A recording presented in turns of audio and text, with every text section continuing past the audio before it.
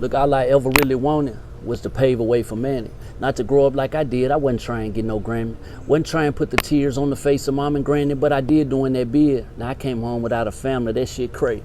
Like they saying nowadays without the ZY. They told me cherish every day when I was out here, now I see why. I got way too complacent, got caught slipping by a CI. But really it changed my life for the better. You gon' see I am everything they aim to be. Life don't look the same to me. The glasses that they sell had me looking through is changing me. Family is fame to me. A good bitch is arranged to me. A house key and a whip is like a record label chain to me.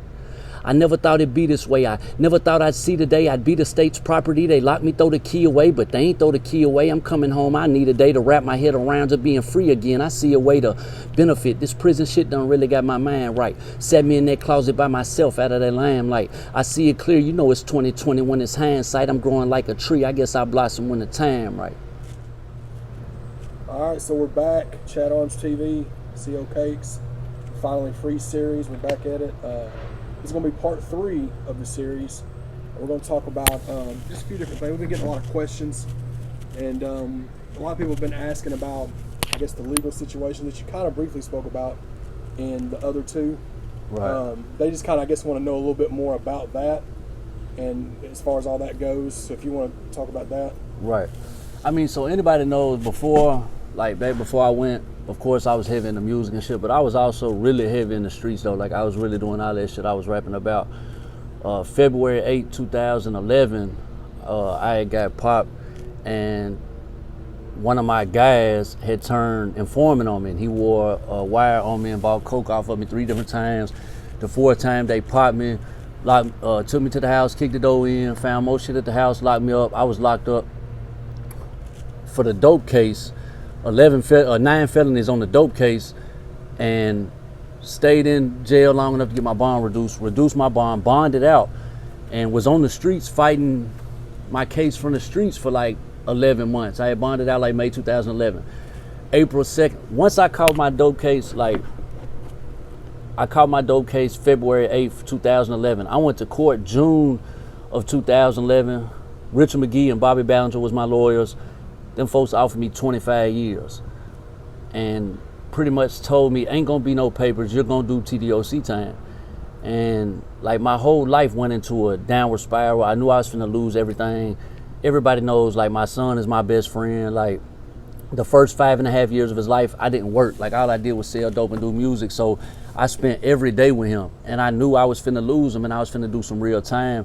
And I got to popping pills real heavy, got on that coke, I'm eating bars, like I'm robbing folks, I'm laying shit down. Like I was out here like, fuck it, like I ain't had nothing to lose. I knew my life was over with. So April 2nd, 2000, a lot of people see me on the news and shit for this, and they think that's where my time came from. But I was on bond for the dope case when April 2nd, I was on them bars and walked into the pharmacy.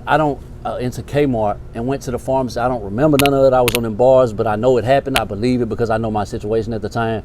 But the lady testified, and I seen on camera that I walked up to the counter, raised my shirt up, and attempted to rob the pharmacy. And she says she claimed that she didn't have what I was looking for, which was Roxy's, which that's what I was popping at the time. I ain't gonna lie, I was on them pills bad at the time. I struggled with that shit before I went.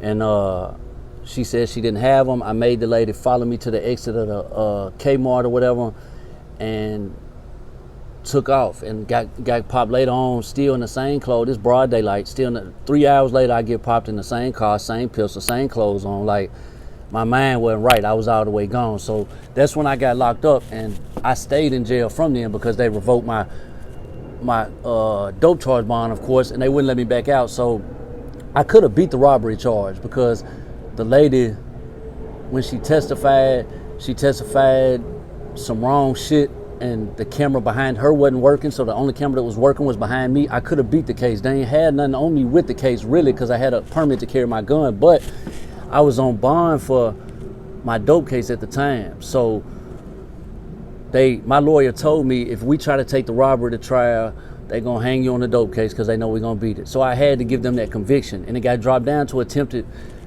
simple robbery, and they dropped the aggravated kidnapping. But I had to plead to it as part of my dope case. I ended up getting 8 years for my dope case and only two on the robbery. So I was gone all that time for the dope case. Like the robbery been over with since 2014.